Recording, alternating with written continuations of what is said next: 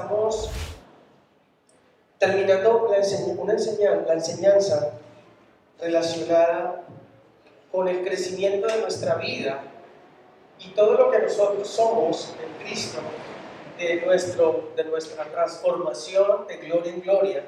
Y estábamos viendo en la última enseñanza de la estatura de la plenitud de Cristo, que es a donde vamos nosotros caminando hasta en perfección, hasta llegar a ese nivel, al nivel de la estatura de la plenitud de Cristo. Vimos que estatura tiene que ver con una longitud en altura en nuestra vida. La estatura de la plenitud de Cristo es una medida que como cristianos tenemos que ir viendo, ¿sí?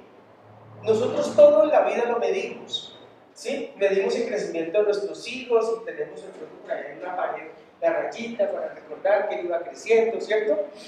Tenemos a nivel de medida la forma como vamos creciendo en nuestra vida cotidiana, los triunfos, ¿sí? Medimos el crecimiento de nuestros ingresos también, cuando nos ganábamos esto, ahora nos ganamos aquello. Todo es una medida y es lo que Dios quiere que tú y yo estemos atentos a esa medida de crecimiento. Es una medida de la perfección de Cristo. Dios ha sido bueno y en verdad que me gozo porque puedo evaluar y puedo medir eso. Esta semana me tocó medir eso en mi vida y ahora les cuento por qué. Entonces va nuestra vida paso a paso como en una escalera, ¿verdad? Pero no una escalera hacia abajo, sino una escalera hacia arriba, en donde damos el primer escalón, damos el segundo, damos el tercero, y eso tiene que ver con despojarnos. Dice la palabra que nos despojemos del viejo hombre, ¿cierto? Despojarnos hasta que lleguemos a la unidad de la fe y el conocimiento de Dios. Eso estuvimos viendo, que ese crecimiento es un crecimiento con un propósito para llegar a la unidad de la fe, que fue lo que vimos la semana pasada, y el conocimiento de Dios, que lo vamos a ver un poquito ahora más, lo que vamos a introducir en la siguiente enseñanza. Entonces, vivir en ese crecimiento y vivir en la unidad de la fe y en el conocimiento de Dios implica del creer, eso tiene un ritmo, tiene como una asociación. La unidad de la fe, es decir, la unidad de nuestro creer en el conocimiento de Dios. Creer lo que Dios es. Pero para creer lo que Dios es, pues tenemos que conocer quién es Dios y qué es Dios, ¿verdad? En el libro de Juan, capítulo 17, vamos a estar leyendo allí. Libro de Juan, capítulo 17, verso 3.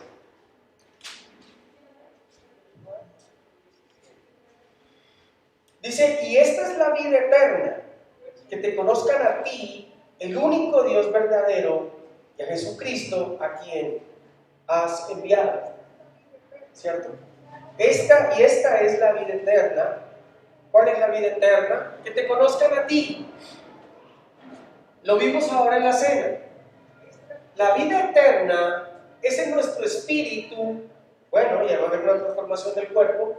Acuérdense que se los conté con respecto al rapto, a la transformación de nuestro cuerpo. Pero la vida eterna en el espíritu de nuestra vida, se da por el conocimiento de Dios. No, pero todo el mundo conoce a Dios. No. Todo el mundo sabe por un conocimiento mental que Dios existe. Los que quieren creer en eso. Hay otros que no quieren creer que Dios existe. Hay otros que no quieren saber que Él le hay, como dice la palabra. Pero aquí no está hablando de ese conocimiento humano de que Dios existe. Está hablando de un conocimiento espiritual de Él. El conocimiento espiritual de que Dios existe. Y el conocimiento espiritual de Dios se da por medio de Jesucristo, del sacrificio en la cruz. ¿De acuerdo? Ahí comenzamos a conocer a Jesucristo, comenzamos a conocer a Dios. Entre tanto lo hayamos aceptado a Él como nuestro Señor y Salvador, no podemos decir que conocemos a Dios. Por eso es claro, el pasaje allí en Juan, capítulo 17, verso 3, dice que esta es la vida eterna, que te conozcan a ti, el único Dios, o el único Dios verdadero, porque los demás son falsos. Todo lo que los dioses que el hombre ha creado son falsos. Son falsos, ¿por qué? Porque no tienen vida, no dan vida eterna. El único Dios que da vida eterna es el único Dios verdadero, es Jesucristo, es Dios. Amén. Entonces, conocer a Dios, llegar a ese segundo límite, primer límite, dijimos que la unidad de la fe, para que todos lleguemos a la unidad de la fe, es decir, aquí hemos llegado a la unidad de la fe como cuerpo de Cristo. Aquí hemos llegado a la unidad de la fe, que todos creemos en que Jesucristo, ¿qué? Murió por nosotros, por nuestros pecados, para reconciliarnos con el Padre espiritualmente y darnos vida eterna. Esa es la unidad de la fe. De ahí para adelante hay un proceso que se llama el conocimiento de Dios. La unidad de la fe implica también muchas otras cosas. Dios quiere que seamos una iglesia unida. Y la iglesia unida no implica nosotros, sino también con otras iglesias, con otras denominaciones, para que la fe sea una sola. Porque el cuerpo de Cristo es uno solo, ¿verdad? Unos son orejas, otros son ojos, otros son nariz, otros boca, otros pies. Pero todos cumplen un propósito en el cuerpo de Cristo. Por eso no podemos juzgar a las doctrinas cristianas evangélicas, trinitarias, porque todas y cada una de ellas cumplen un propósito en el cuerpo de Cristo, es decir, en la iglesia. Esa es la unidad de la fe. Pero decimos es que no, es que la mejor es la de fulano, la mejor es la de sutano, y no vayas allá porque, uy no, allá esa iglesia no. No, eso no es espiritual decirlo. Un miembro de una iglesia que hable mal de otra iglesia cristiana trinitaria está en pecado. Es malo, porque está hablando del cuerpo de Cristo. Porque todas cumplen un propósito. Ahora, hay iglesias que aún viven en muchos rudimentos. Y lo que tenemos que hacer es orar para que ellos sigan en el crecimiento. Porque el crecimiento es para todos, dice la palabra. Pero nosotros nos hemos enfocado en hacer creer que la mejor es la de nosotros. Eso no se llama unidad de la fe. Y que la de allá es como rara, y que la de acá también. Lo que tú tienes que tener cuidado es que no sea una secta, porque ahí sí hay problemas. Y hay muchas allá afuera y son muy conocidas por ustedes. Si usted quiere saber cuáles son, viene y me pregunta personalmente. Porque esto se está transmitiendo a nivel mundial. Y yo no quiero generar una controversia y una división. Y mucho menos un conflicto. Usted viene y me pregunta, usted me llama, y yo le digo aquí cuáles son las sectas que pasan por aquí, y que andan aquí, y que tienen aquí sedes, y que manejan aquí cosas. Porque las he estudiado y puedo con autoridad decir si es o no una secta. Y lo único que no es cuerpo de Cristo son las sectas, porque no son su iglesia, porque no manifiestan la obra de Cristo en la cruz como tiene que ser, sino que la camuflan. Hablan de Jesucristo, pero están hablando de un Jesucristo de dientes para afuera, como dicen por ahí en el adagio, pero en su vida no viven eso. Y sus organizaciones son organizaciones satánicas. Se visten de ángeles de luz, pero son satánicas, ya siendo estudiadas. Y también testimonios de personas que han salido de allí lo han dicho.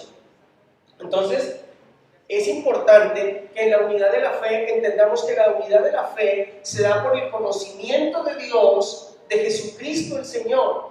Por eso dice, gloria a Dios, y esta es la vida eterna. O sea, ese versículo tiene una relación bien rara en su escritura. Dice, y esta es la vida eterna, que te conozcan a ti. ¿Y eso qué tiene que ver? Que conocer a Dios. Esta es la vida eterna, que conozcamos que Él es la vida eterna para nosotros. A eso es que nos está llevando el Señor, nos lleva el Espíritu, a que conozcamos que Él es la vida eterna. Por eso lo repite, lo dice, y esta es la vida eterna, que te conozcan a ti, único Dios verdadero, y a Jesucristo el que tú has enviado. ¿A quién tenemos que conocer? A Dios como único Dios verdadero. ¿Y a quién? Y a Jesucristo. Ahí no habla de nadie más. Ahí no habla de nadie más. Me pasó algo chistoso ayer. Estamos visitando a mi suegra y una señora le llevó unos huevos. Entonces con mi esposa le dijimos, ay, que trae nosotros huevos, y ella iba subiendo y bajando huevos y eso vendió muchísimos huevos en ese momento. Iba llorando, y le dije, ¿qué te pasó? No, es que he vendido muchos huevos y gracias a Dios. Le dije, sí, mira que Dios es bueno, mira que Dios es perfecto. ¿Tú le conoces? Sí, yo le conozco. Y le dije, bueno, y dale gracias a Dios, mira que Jesucristo el Señor. Dijo, no, yo tengo relación con Dios a través de su madre.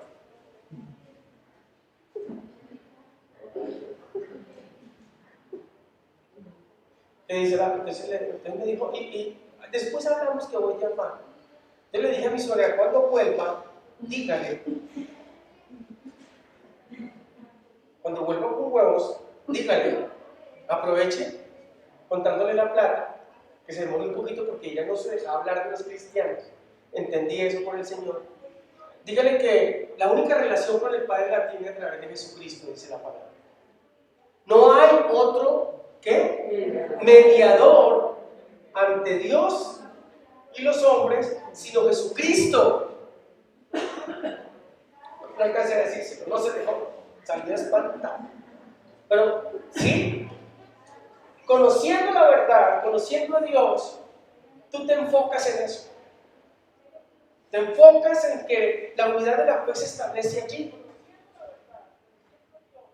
Vamos creciendo en la unidad de la fe, creyendo lo que Dios dice en su palabra. Y todo lo que Dios dice en su palabra es lo que tenemos que creer para poderlo vivir.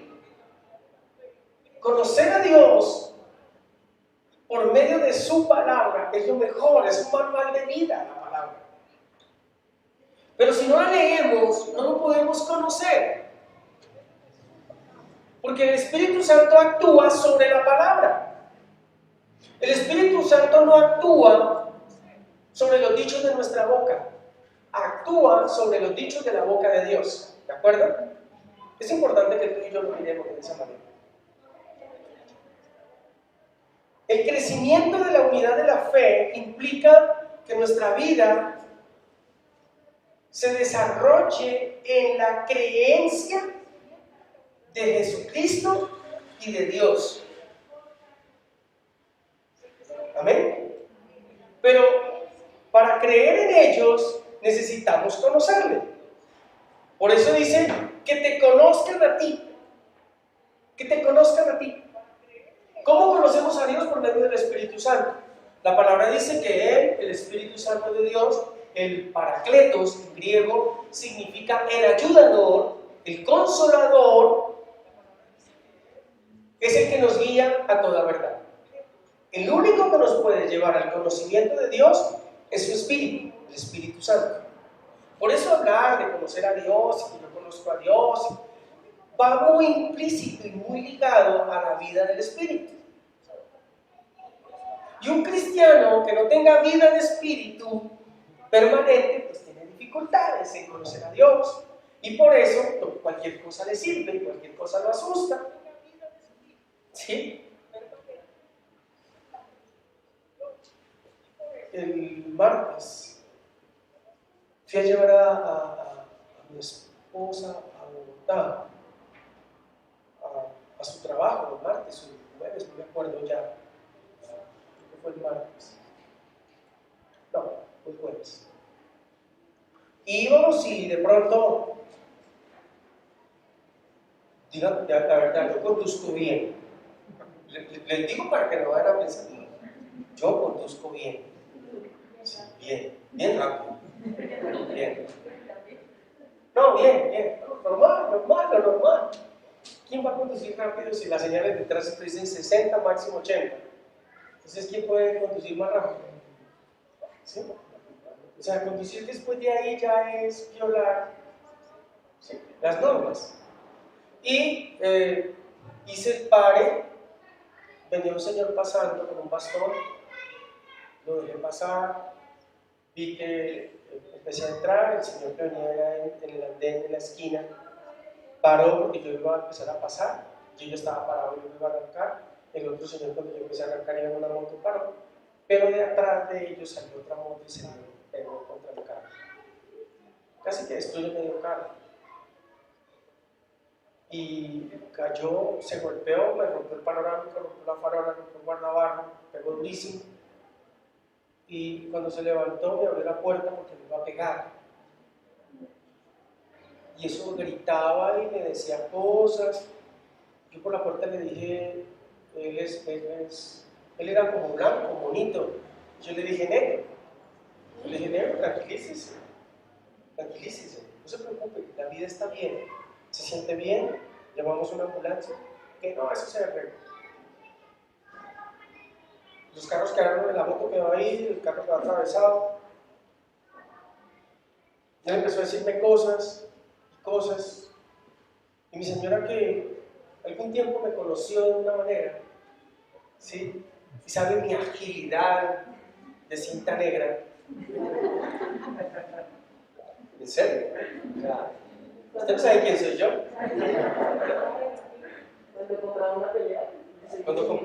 Se los dije, yo compraba una pelea, porque yo quería participar de esa pelea. Yo quería ir. Y sentí cuánto he crecido en el Señor. Y póngale cuidado. Él estaba ahí. Yo sabía que por estatura era más alto, pero que yo golpeaba más duro. Pero el Espíritu Santo, esa no fue mi reacción emocional. El Espíritu Santo tomó el control. Mi esposa me dijo, no te bajes. Le dije, no, tengo que bajar y ayudar, a ver qué le pasó. Y cuando me acerqué a él, me iba a pegar y le dije, no vayas a hacer eso. No vayas a hacer eso. Eso no sirve ahora. Entonces, bueno, llegó la policía. Él me dijo que yo me había pasado el pare, que yo me lo había pasado, que yo me lo había pasado. Mi esposa, que va conmigo, sabe que no podía.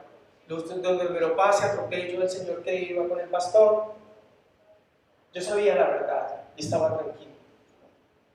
La policía llegó, vino, no había tránsito y le dijo, señor, usted tiene la culpa, mire, el carro está más de la mitad de la calle. Usted se me vino encima. O sea que, ¿por qué no arregla con el Señor y más bien deja así? Porque yo creo que el arreglo de ese carro a usted le va a costar más que esa moto. Le dije, bueno, señor. Me dijo él, ¿usted estaría dispuesto a negociar con él? Le dije, claro, estaría dispuesto a pagarle. ¿Cuánto le debo por el arreglo de la moto? Mi esposa me dice, pero ¿tú por qué le vas a pagar si tú no tienes la culpa? Él nos tiene que pagar a nosotros. Y yo, sí, señor, no nos va a pagar el arreglo del carro. Es un panorámico, es unas farolas, es una lata. Él no lo va a pagar. Yo no voy a discutir con él ni le voy a sacar los ojos de lo que no tiene. Señor, ¿cuánto le debo? Llamó al mecánico. Y yo me daba risa, porque él se sentía la víctima, se sentía todo. Allá había una cámara, le dije, pidamos la cámara y miremos quién tiene la culpa. No, que no, ¿cuánto le debo? Dijo, vale tanto el arreglo de la moto. Le dije que el jean también se le rompió. ¿Cuánto vale el arreglo del jean? Se le rompió el jean.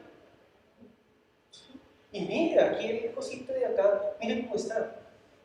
Y yo le buscaba, ¿qué más tenía?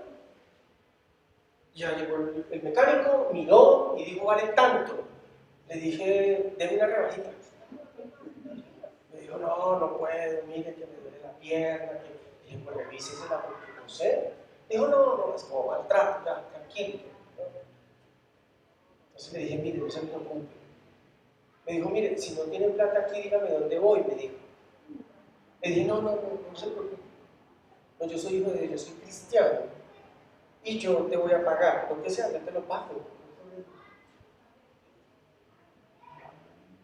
ya me fui. Cuando volví, me dijo, yo también soy cristiano, pero ya antes me había jugado. Y asistía por ahí a una iglesia muy famosa en Bogotá, donde hacen fila para atrás.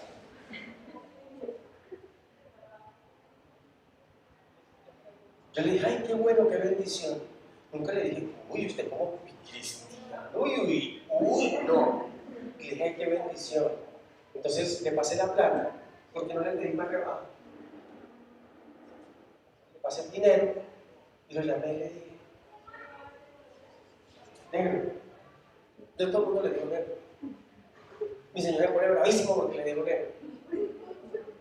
Y le digo, mira, si ves esa cámara que está allá,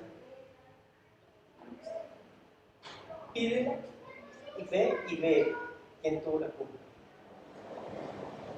Y dile gracias al Señor que tienes vida. Y que con quien se estrelló, el problema no es de plata, el problema es de creer. Pero Dios tiene cosas grandes para tu vida. No te dejes robar la bendición.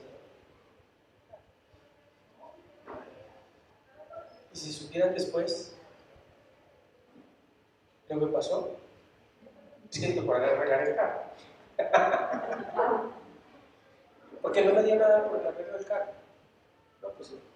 Él se paró en el tema, que era culpable, yo era culpable, y me cacheteó, me insultó, y luego yo le dije, venga, deme por esto también. Y es cuánto vale el arreglo de su moto.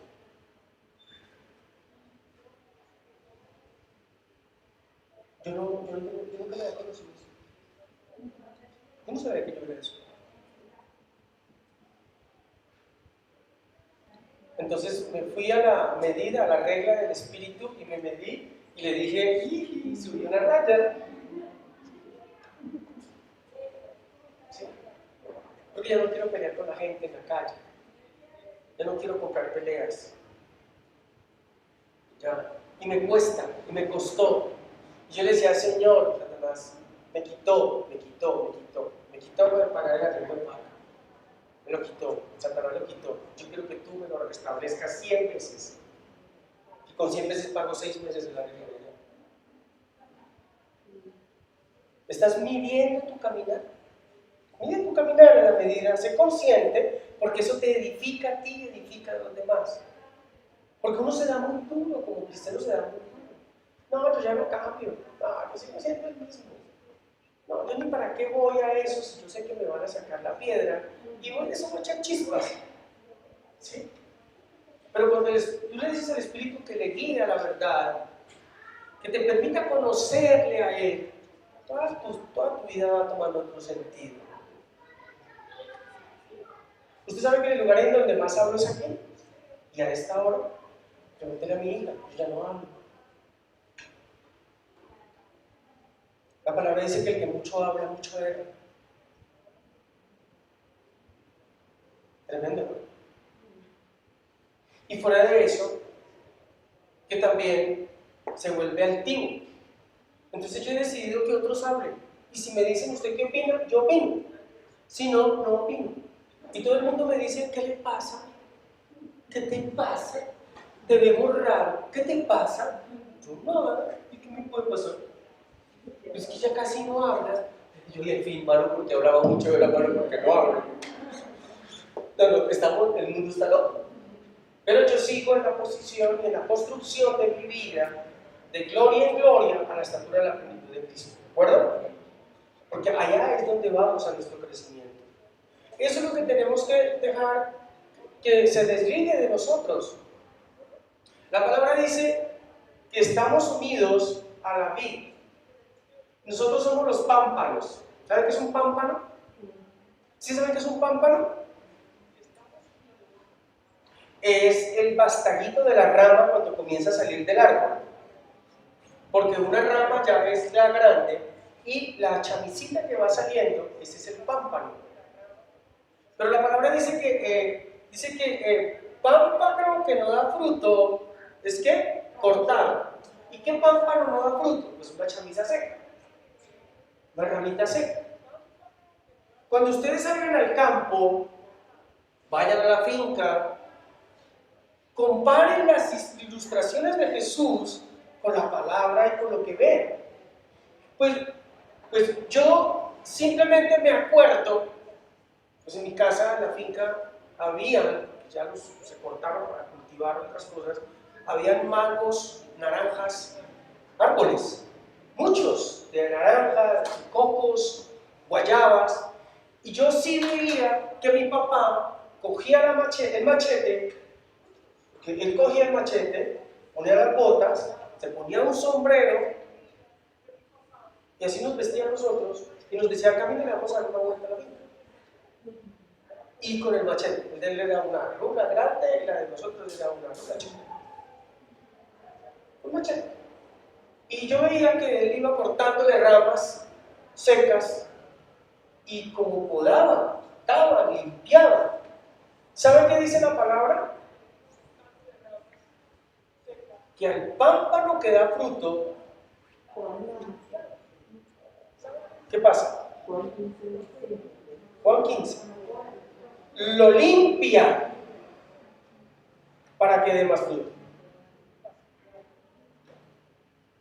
Y eso me tocó, me sorprendió mucho.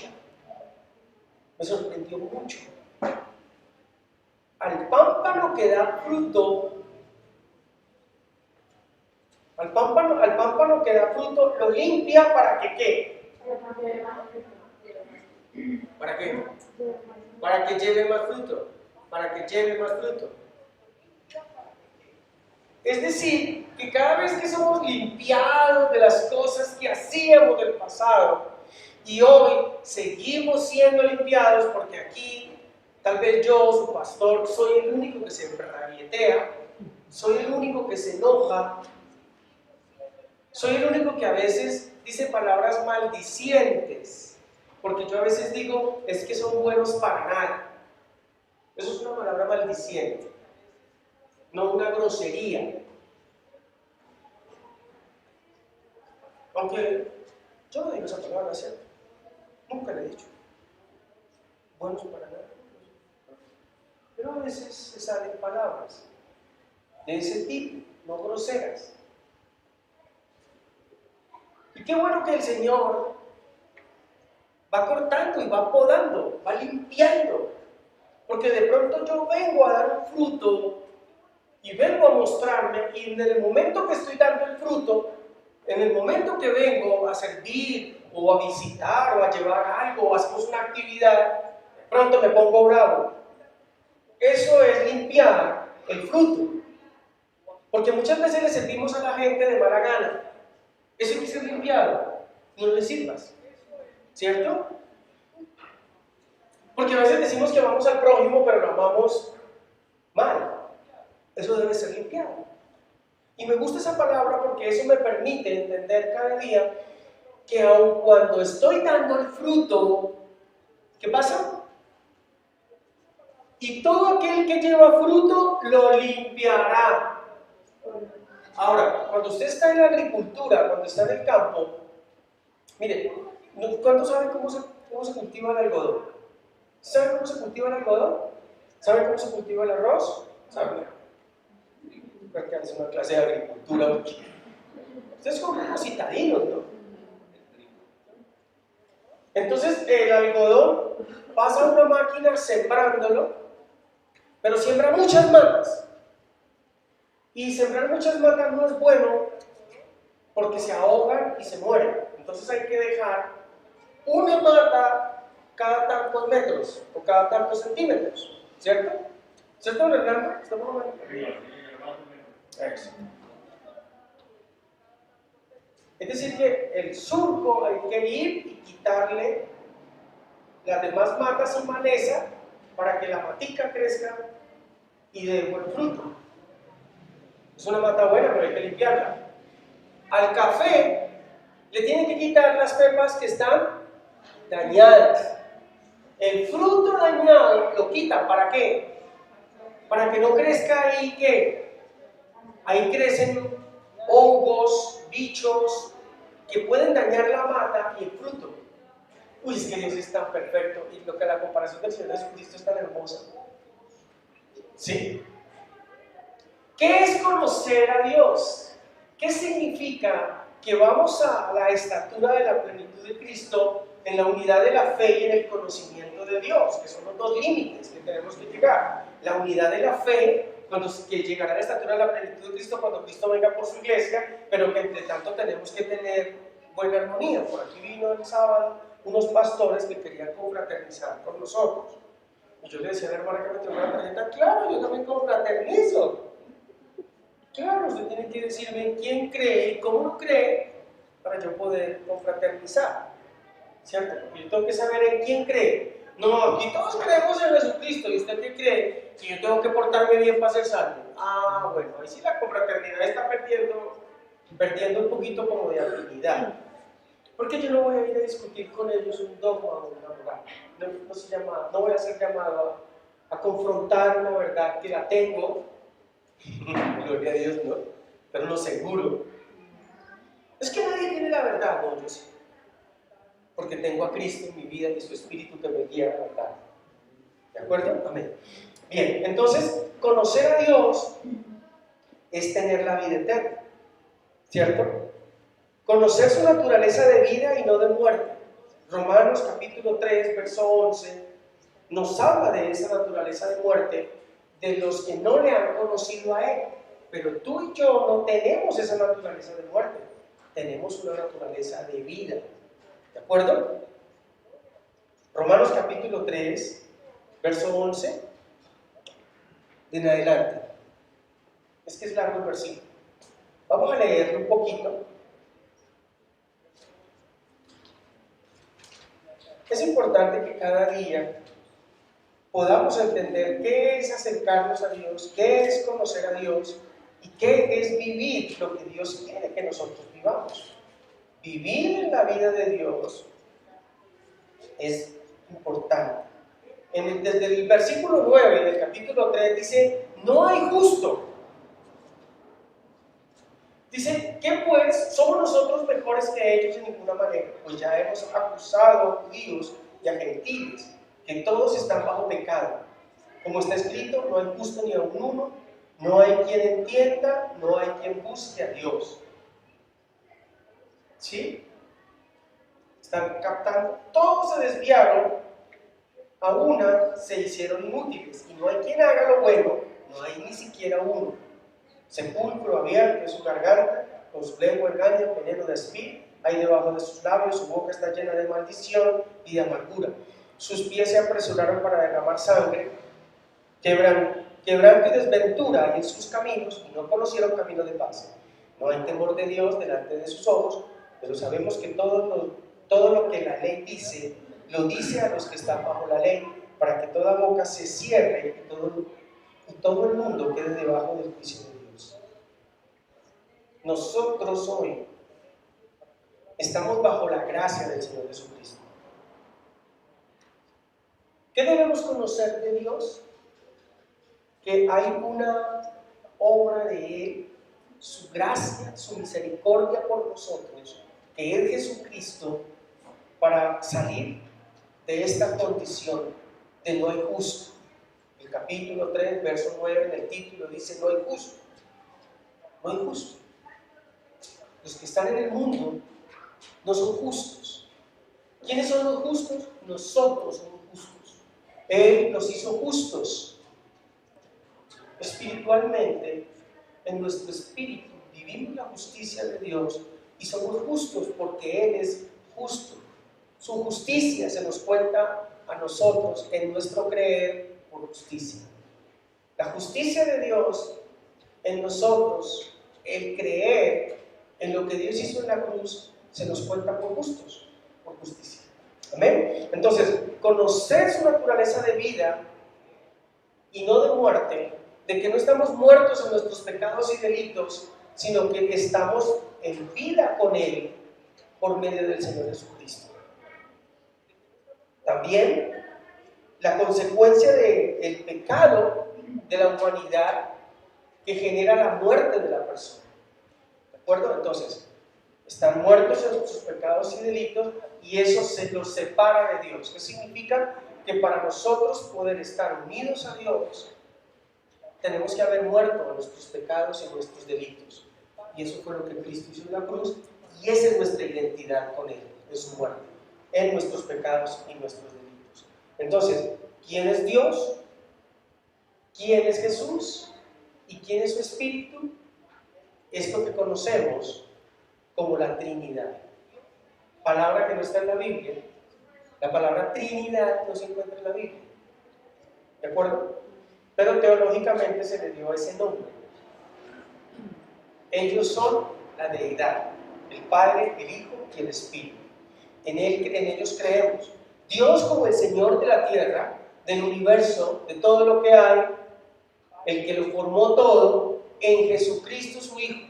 La palabra dice que en Él, por Él y para Él fueron hechas todas las cosas.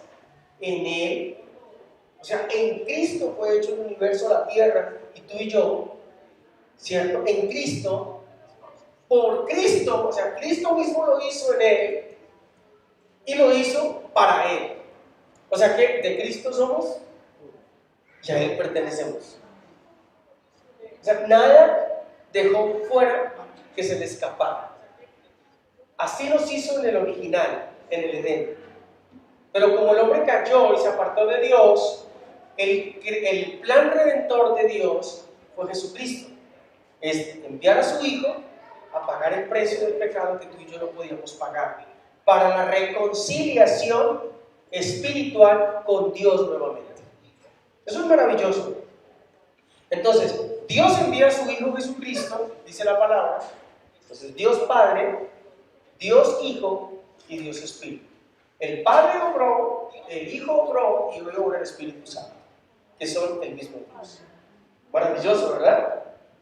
Y saber y conocer lo que Dios es, lo que Jesús es y lo que hoy el Espíritu Santo hace en nosotros es importante para nuestra vida. Eso nos ayuda a crecer en nuestra vida.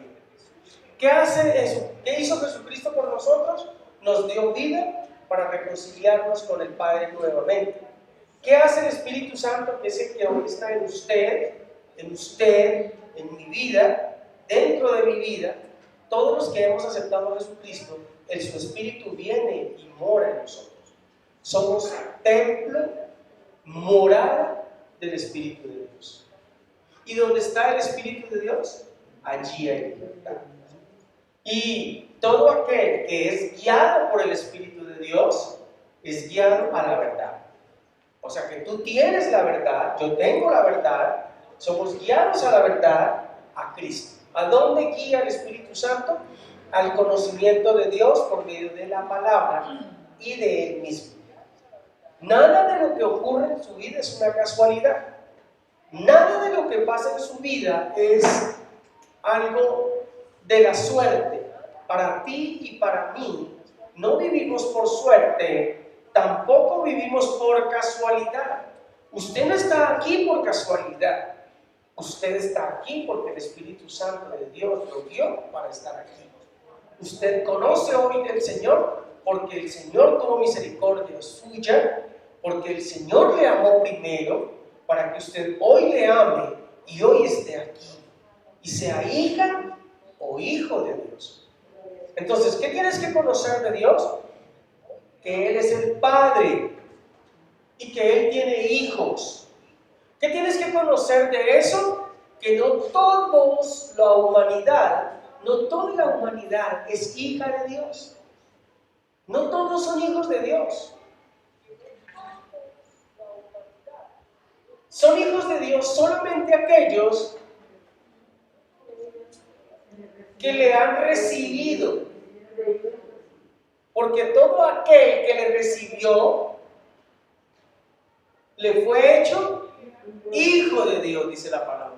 Todo aquel que recibe a Jesucristo, de una vez recibe la adopción como hijo de Dios. Sí, es una adopción, pero con una, ¿cómo se dice? Un engendramiento, ¿cómo es? Con un engendrar del Espíritu. Puedes decir, hijos adoptivos, legales y de genética del Padre. O sea que ahí lo adoptivo que nosotros conocemos se pierde. ¿Sí? Porque es como cuando tú adoptas un hijo y tú sabes que tú lo adoptaste, pero no es de tu sangre. ¿Sí? No es tu sangre, pero está adoptado legalmente. Aquí en este caso no funciona así. Aquí en este caso, él te adopta, no solamente te da el apellido, sino que también te da la sangre. O sea, que es una transfusión de sangre. Maravilloso, ¿no? ¿Siento que es hermoso? Porque eso es lo que corre por nuestras venas. Eso es lo que está dentro de nosotros, el ADN de Jesucristo. Por eso eres libre, por eso eres justo, por eso eres santo, porque tienes la naturaleza de Jesucristo que vive en ti.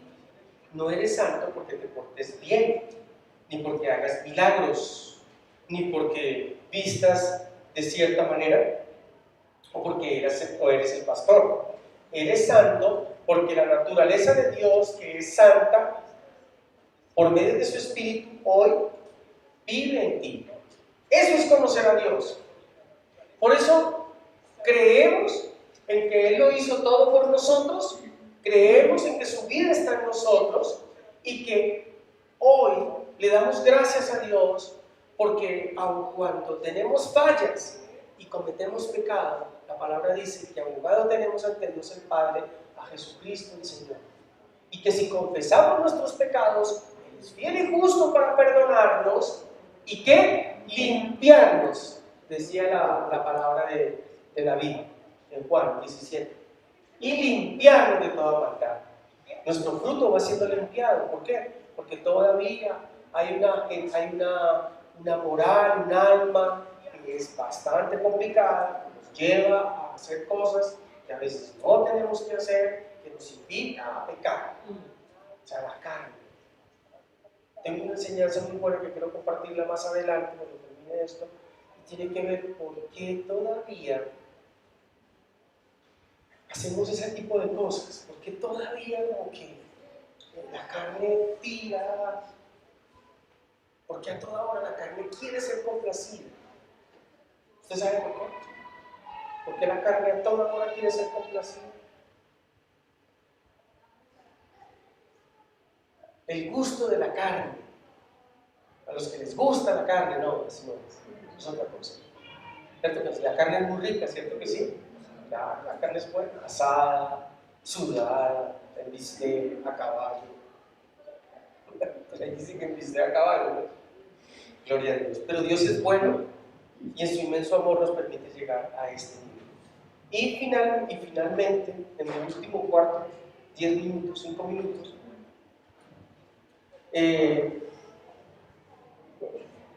Dios te puede llevar a ser un conquistador. Tú puedes conquistar tu propia vida, tú puedes conquistar la vida de los demás, tú puedes ser un conquistador en tu vida. Todo esto que tú has venido aprendiendo de la unidad de la fe, del conocimiento de Dios, de ir de gloria en gloria, de llegar a la estatura de la plenitud de Cristo, te está diciendo que todos los días necesitas crecer en la fe, crecer espiritualmente. Cada día necesitas crecer en el gobierno de tu alma, para que tu alma no se ponga, en todo caso, sobre tu vida. Uno conoce personas almáticas terribles, ¿sí? Hay personas que el señor de la moto estaba más preocupado por la moto. Mire cómo me volvió la moto, nunca me dijo, mire que se me rompió el pantalón y mire que me raspó una rodilla, sino mire cómo me volvió la moto y mire cómo me volvió la moto y mire cómo me volvió la moto. Y otro se hubiera bajado y hubiera dicho, mire cómo me volvió el carro, mire cómo me volvió el carro. Llama a la esposa, al esposo y le dice, mi hijo, me estrellé. Y él, ay no, mi hijo, no puede ser. ¿Y cómo quedó el carro?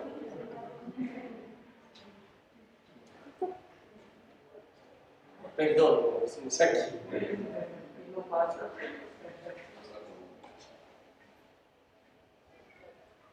Y se queda la esposa así como por el teléfono mirando y dice, oh.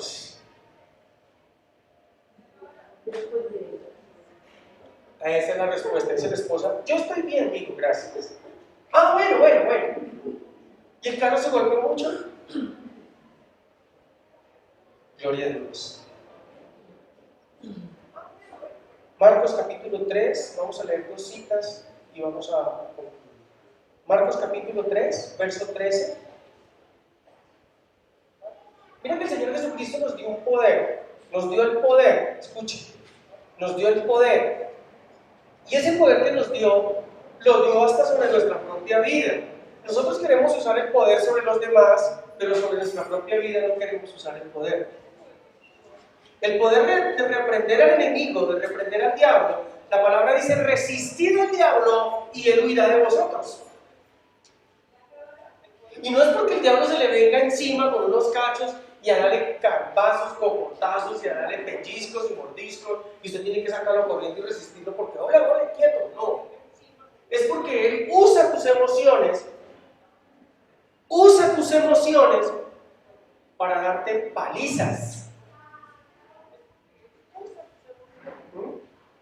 Y hay unas que son terribles.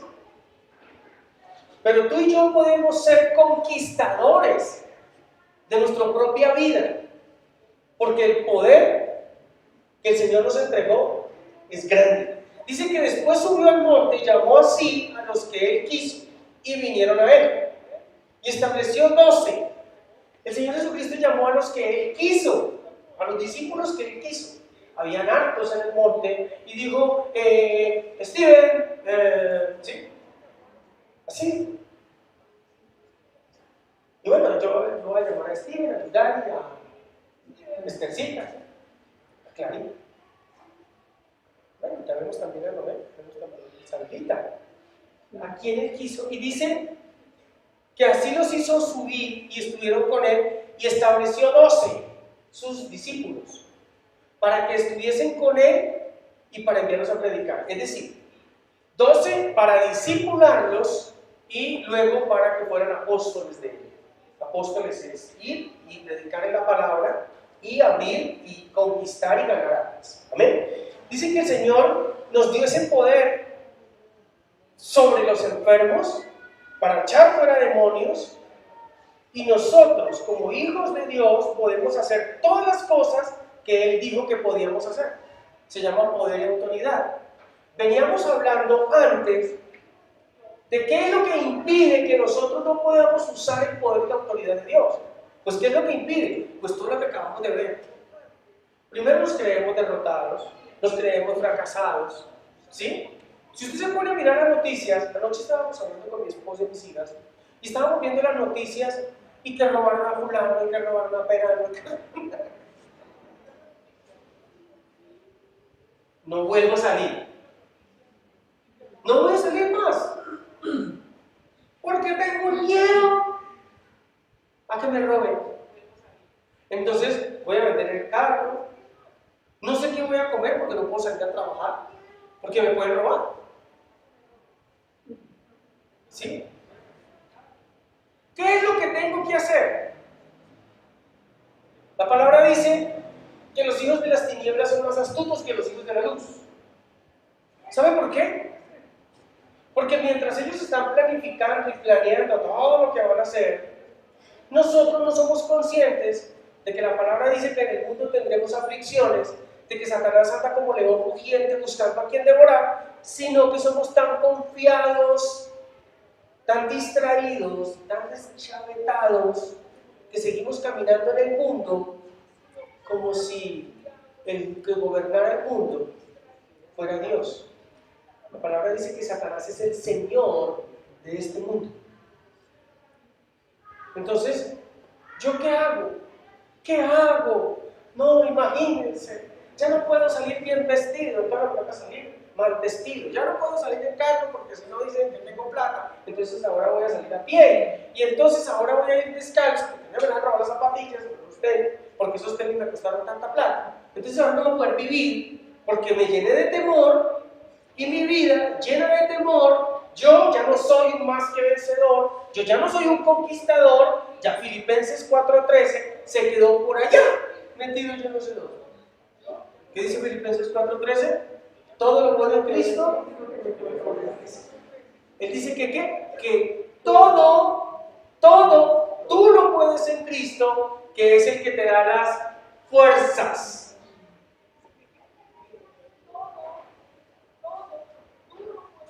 Eso no se puede escuchar noticias. Ahora, toda la vida han robado. Y roban en todo lado. ¿Sí? En la casa, a mí se me robaron un postre. ¿Sí? No me miren mal. En el trabajo, nos robamos las hojas. Ya voy a imprimir aquí una facturita que me llegó. Y la manda por la tinta y el papel de la empresa. Donde trabaja. Entonces están robando las hojas y la tinta. No, eso no es robar, eso es préstamo, yo soy empleado. Es robar. Y ni para qué más para adelante allá en el Estado, pues, cientos de miles de millones que se roban, que se roban, que se roban. ¿Sí? Y entonces, lo que pasa es que ellos son de pollo blanco, lo hacen suave y sin herir a nadie, dejando en hambre a mucha gente. Pero los otros pues utilizan armas de fuego, cuchillos, asustan, amedrentan, golpean, porque ese es el mundo, viene a matar, robar y destruir. Si usted se pone a armar resistencia, llegan y le dicen, venga para acá que le voy a medir esta aguja que tengo. ¿Cierto? ¿No es así? ¿Y tú tienes que sentir temor por eso? No, no tienes que sentir temor por eso. Da tristeza como dejaron el CAI ahí en Cartagenita, ¿no? ¿Cierto que sí? Ya todo el mundo le está diciendo que la policía no está haciendo nada, ¿no? No lo dejamos que lo haga. O sea, le damos la autoridad y le damos el poder y luego les decimos, no lo puede usar. Eso es chistoso, ¿no? Los vestimos de verde, los entrenamos, les damos armas, les decimos, usted constitucionalmente guarda el orden público y el civil en la ciudad y en el campo. Y cuando se van a hacerlo, le dicen, pero no puede disparar. Eso es chistoso, ¿no? Pero ellos sí pueden dispararle a usted. Porque ellos están al margen de la ley, pero usted está a este lado de la ley. Y una coherencia, ¿no? Yo no estoy diciendo que les disparen y que los maten, no, yo no estoy diciendo eso. Lo que estoy diciendo es que la autoridad es para ejercerla. ¿Sí o no? Ok. Si tú no la ejerces, otro viene y se te mete al rancho. Pero no es por temor. Vuelvo y les digo, no podríamos nosotros salir de la calle, no podríamos vivir. Usted ve el raponazo en la oreja, el raponazo en el cuello, usted ve que a los muchachos hasta los mandan descalzos para la casa, le quitan la cartera, lo bajan del carro, le abren el carro, le quitan la bicicleta, se le metieron al apartamento, le robaron la licuadora. ¿Qué no hacen? ¿Cierto? Hacen de todo. La palabra dice que si Dios, Jehová, no guarda la ciudad, en vano vela la guardia. Tú eres su ciudad. Tú eres su casa. Otro pasaje dice que si el vigilante no vigila la casa, en vano vela los que la cuidan. Que si Dios no cuida la casa, en vano velan los que la cuidan. Entonces le ponemos candados, alarmas, le ponemos de todo. Ahora, ser prudentes es a lo que hemos sido llamados. Usted puede hacer todo lo que el Señor Jesucristo dudó que podía hacer. Sanamos enfermos, restauramos nuestra propia vida, restauramos la vida de los demás, porque nosotros todo lo podemos en Cristo. Pero mire, esa palabra se quedó muy corta. Hablar de que yo todo lo puedo en Cristo se quedó como ese versículo es el versículo insignia de la iglesia cristiana. Ese es el Salmo 23. ¿Quién no se lo sabe? ¿Quién no se lo sabe aquí? ¿Quién no se lo sabe? Todos no lo sabemos. El primer versiculito que le enseñaron a uno fue el Salmo 23. Porque en la escuela dominical, ese es el primero que le enseñan a uno. Jehová es tu pastor y nada te faltará. Pero eso Eso es lo que Dios quiere que tú conozcas de Él.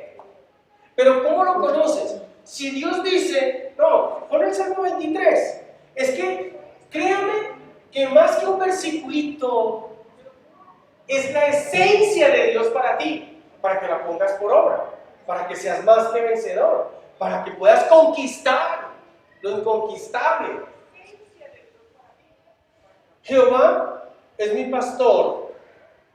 Bueno, hasta ahí la cosa no pinta bien. Sí, es como si César es tu pastor. Si no conocemos a Dios, Dios es mi pastor, César es mi pastor. No, si usted compara mi pastorado con el del Señor, pues usted se haya aburrido.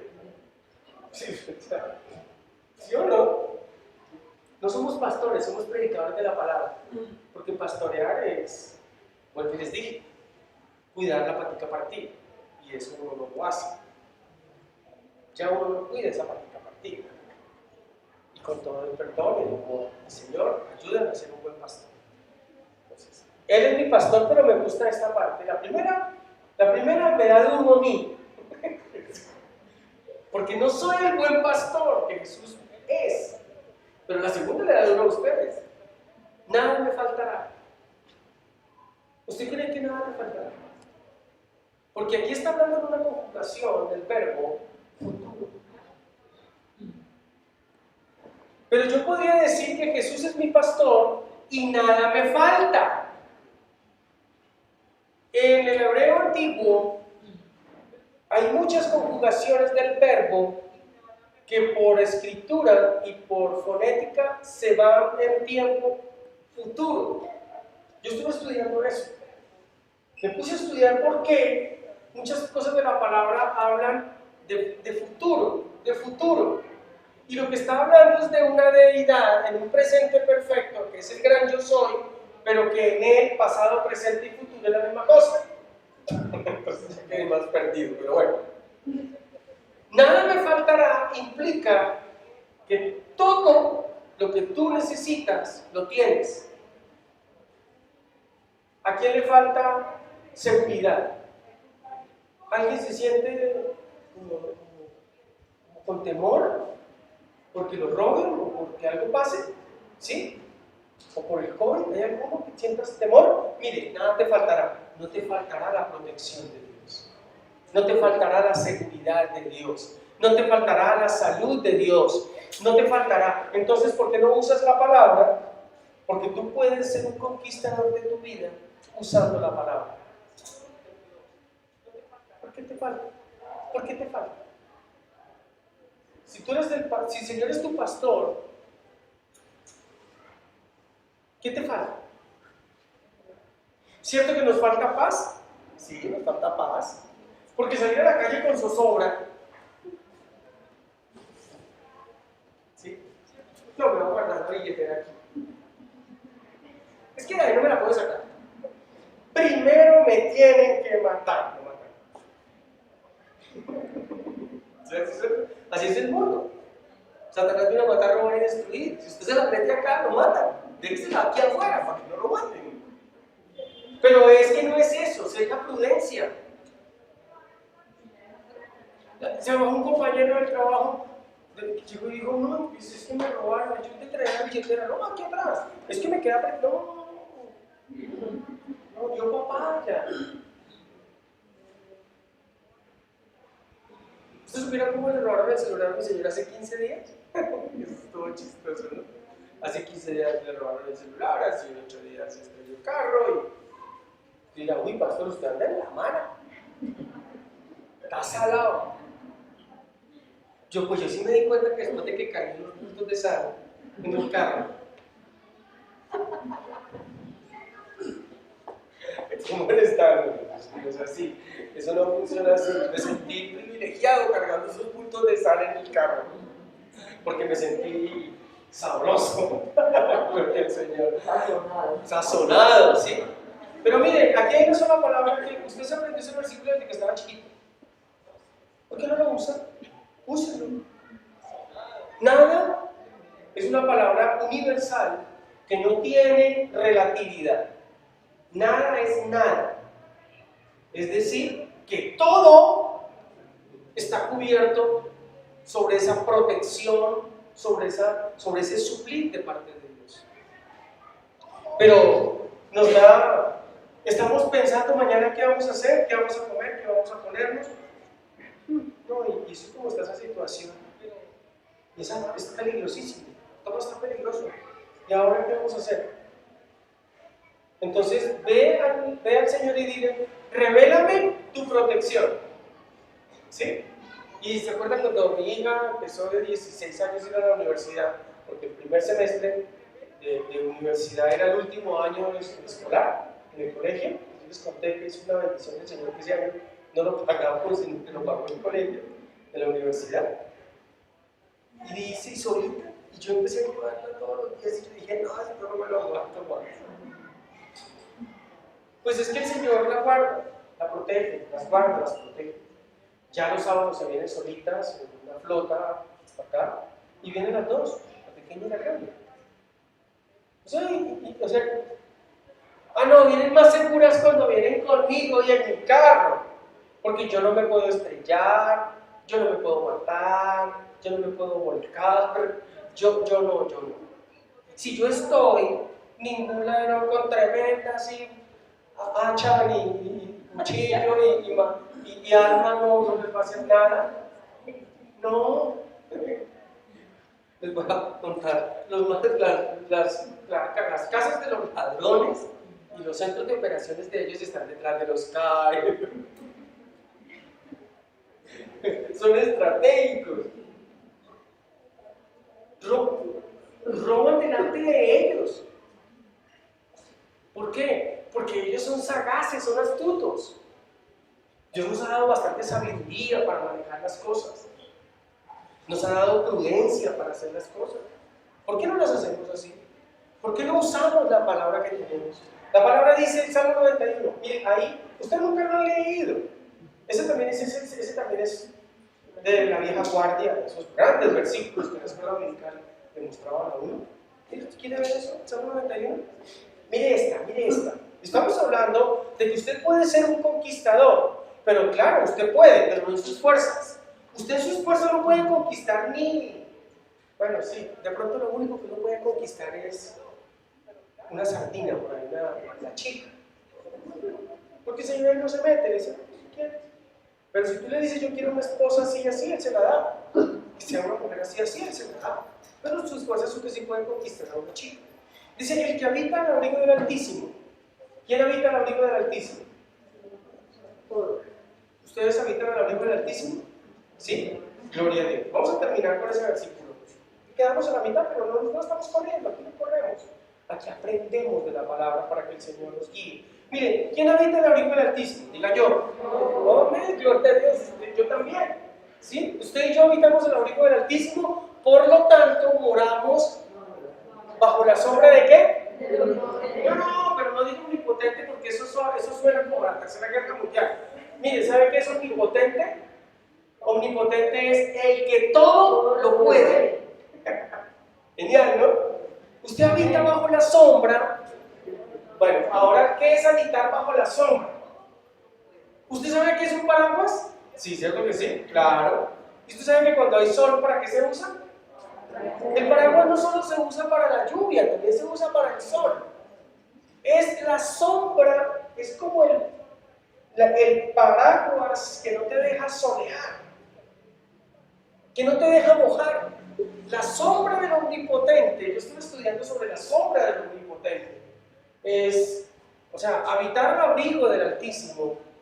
La palabra abrigo del Altísimo implica quién te rodea. Genial. ¿Quién va contigo a todo lado? ¿Quién está contigo a toda hora? Pero la sombra del omnipotente implica todo aquello que viene sobre tu vida para herirte, para matarte, para robarte, para destruirte. Y la palabra compleja las dos cosas. Uno, el abrigo del Altísimo, el que está dándote su vida, su calor, el que está dándote la provisión, y en la sombra del Omnipotente es el que te oculta,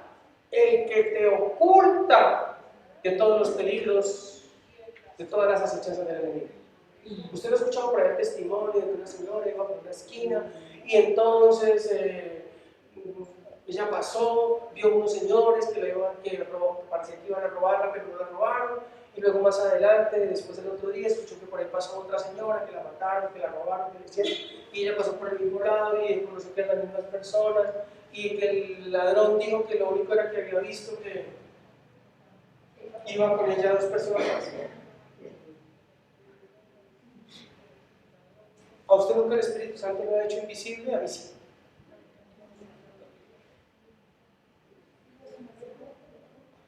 ¿No? ¿En verdad nunca han sentido eso? A mí sí, me ha pasado. Un día me equivoqué de carro. Tenía pico y placa. Yo pasé por el lado de todos los policías. ¿Es en serio? Y ni siquiera los esquivé porque ni siquiera me acordaba que esa era la placa equivocada.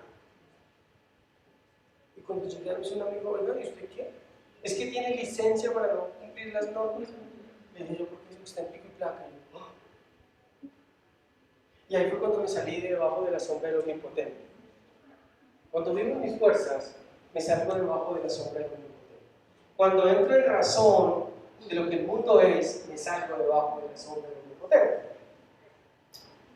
¿Sí? Genial vivir vida del Espíritu.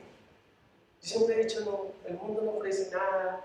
O sea, estar metido en cosas del mundo es robar tiempo para la vida de Dios. Póngase en pie. No terminamos, pero vamos a terminar. Esto es importante para que podamos entender qué es usar la autoridad. ¿Qué significa que tú y yo tenemos una autoridad para vivir la vida que tienes que vivir? Ahora, si tú sales de aquí y sigues hablando como hablabas antes, pues esta palabra no te sirvió a nada. ¿Sí? Si tú te encuentras a la cuadra con una vecina y le dices, ay, si ve que robaron una pepita, esto está feo, esto está imposible, no, ya no se puede salir a la calle, yo prefiero pedir domicilios. Y usted dice, ay, sí, yo también, ahí ya toda la palabra que usted recibió aquí se la tiró. Usted no puede congeniar con los argumentos del mundo, no congenie con los argumentos del mundo. Lo congeniar con los argumentos del mundo te aleja de Dios. Porque Dios es tu amigo, es tu altísimo. Y si tú sigues leyendo, pasa el 2. Esperanza mía, castillo mío. Castillo se llama fortaleza. Y mi Dios, ¿en quién confiaré? Vuelvo al futuro, confiaré. No, ¿en quién confío? Es la conjugación gramatical en el hebreo. Sino que el escriba la cambió. ¿En quién confío? Confiar es creer. Confiar es creer. La palabra confiar en hebreo tiene un significado de los 18 que tiene, que se llama creer. En ti creo. Vean esta semana. Él te libra del lazo del cazador. ¿Saben quién es el cazador? El que viene por su celular, el que viene por su maleta, el que viene por su carro es el cazador, ¿ves? ¿Saben cuál es la peste destructora? Dice, Él te librará del lazo del cazador y del COVID-19.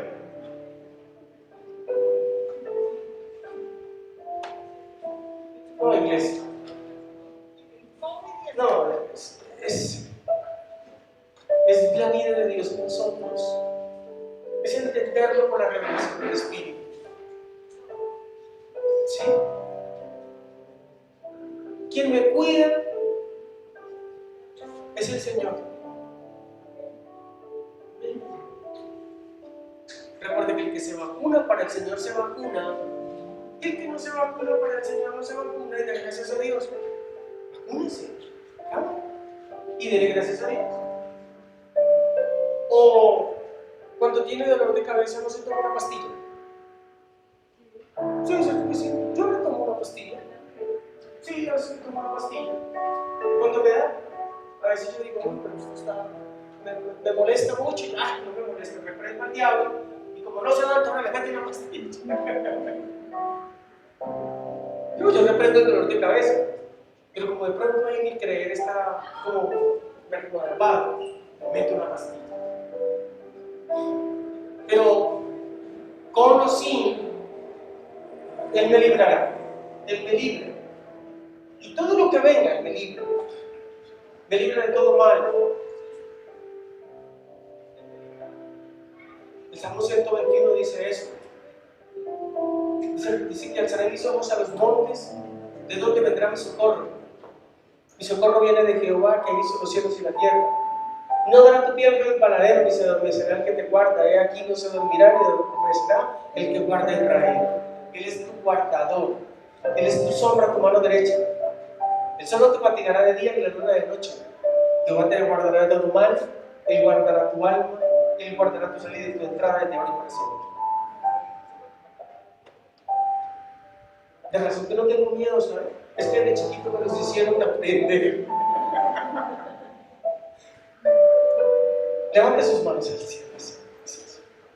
Y dígale, Señor, estoy bajo la sombra del Omnipotente, del Dios Todopoderoso. Imagínate que no hay otro como Él. Imagínate que ni Rusia, ni Estados Unidos, ni China, ni Japón, ni Corea, ni Inglaterra, la potencia de ellos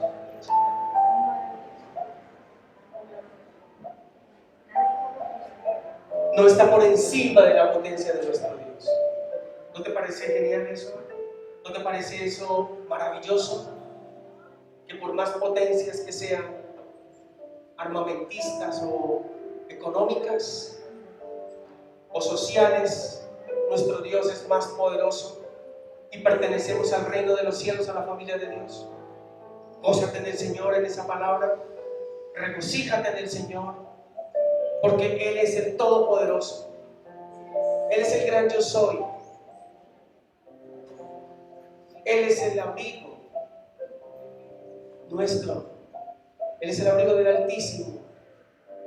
Él es la sombra del Omnipotente. Habitar bajo el abrigo del Altísimo. Me gozo mucho de entender que el Altísimo tiene su abrigo y que yo habito en ese abrigo. Y que su sombra me cubre contra todo mal, contra toda pestilencia, contra toda mortandad. Pero no importa cuál sea el resultado, Él me cuida, Él me guarda. Pero si algo pasase con mi vida, para mí el vivir es Cristo y el morir es ganancia. Porque no tengo temor a nada de lo que pueda pasar en mi vida, ni lo que pueda hacerme el hombre, dice la palabra. No tengo temor a lo que me pueda hacer el hombre, no tengo temor a eso, porque vivo confiado y creyendo que mi Redentor vive y siempre me levanta del polvo. Padre, yo bendigo la iglesia, bendigo cada persona en el nombre de Jesús. Vida eterna, vida de hueso, de salud, de prosperidad económica para sus hogares, en el nombre de Jesús. Declaro, Señor, que nada les podrá hacer frente. Y declaro que toda estructura de las tinieblas que quiera venir a matar, a robar y destruir sus hogares, su economía, no podrán, porque tú estás con ellos a donde quiera que vayas. Gracias porque tu vida en nosotros es perfecta. En el nombre de Jesús. Amén. Gloria a ti, Jesús. Bien, iglesia, si han dispuesto en su corazón su ofrenda, sus diezmos, ahí está la folía al final. Cuando se despidan, pueden depositarlos allí. Recuerdo 5 minuticos a las personas que se van a bautizar, que tengan un feliz almuerzo, una feliz tarde, que la gracia de Dios, gloria, su poder, siempre estará con ustedes.